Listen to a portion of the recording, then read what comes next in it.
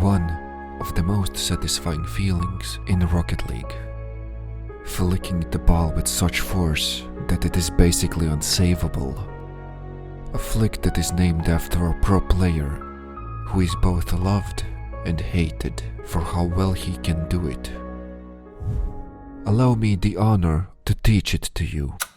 I've been training for 8 months, spending hours daily on this single mechanic, as it's quite difficult to bring out its full potential.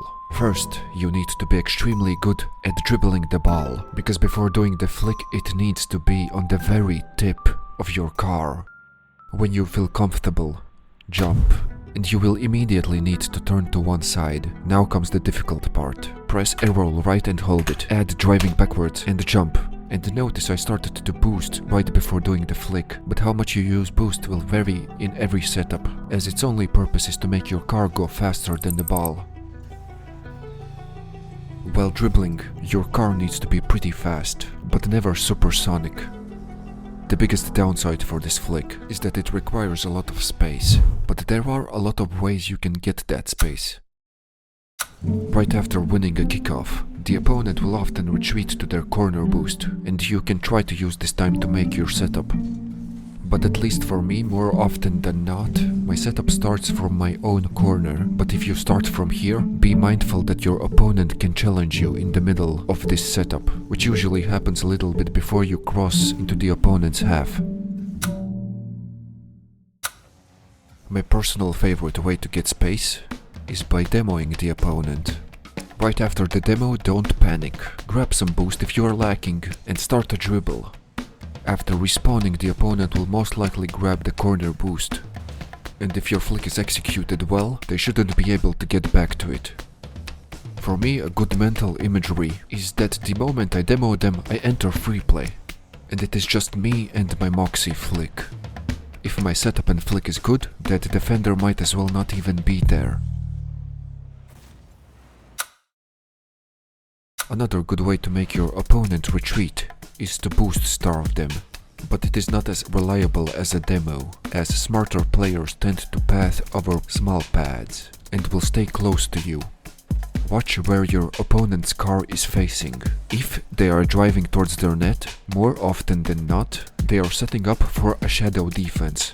You can go for a Mawkzy Flick at those moments, but if they are facing towards you, there is a high chance they will challenge you. More experienced players will hide behind the ball, and you won't be able to see if they are challenging you. In these moments it is high risk, high reward.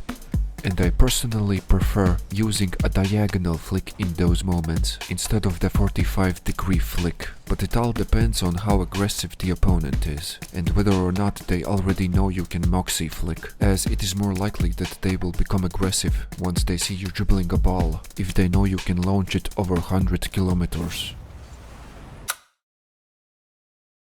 There are a lot of playstyles in Rocket League, and some of the opponents you will play against will be extremely aggressive, and they will challenge you every time. The best way to deal with them is to do other flicks or low 50s. Basically what you will be doing is weaponizing the threat of a Mawkzy Flick. If they are afraid of giving you the space to do it, take advantage of the fact that they will be close to you. If you do it successfully, the opponent will most likely start to fake challenge, and that's when you can try to do your Mawkzy Flick. I will sometimes intentionally go for a strong diagonal flick right when the game starts, because by doing that I make the opponent hesitate to go for an early challenge, giving me the necessary space to make a Mawkzy Flick later on. You can also try to put opponents in awkward positions by anticipating a demo, and while some other Mawkzy Flick guides will tell you the opposite, my number one priority for this flick is power. If I generate enough power and the opponent is slightly awkward, they are done. If you are good at defending, you will often get chances after your opponent makes their attack, especially if they use a lot of boost. But this also has its risks, as you might be low on boost yourself, and it is very risky to do this flick if you only have 2 or 3 boost pads collected, but it is possible. You can also try and collect pads along the way, but that only increases the difficulty of this flick. Once again, the opponent can also be aggressive here and instant challenge you, but that doesn't happen as often after they have just done their attack. Sometimes when you go for the flick, it will bounce off of the top post, and it is possible to catch it as it bounces down, although I personally haven't done that yet, so I won't talk about it more than this.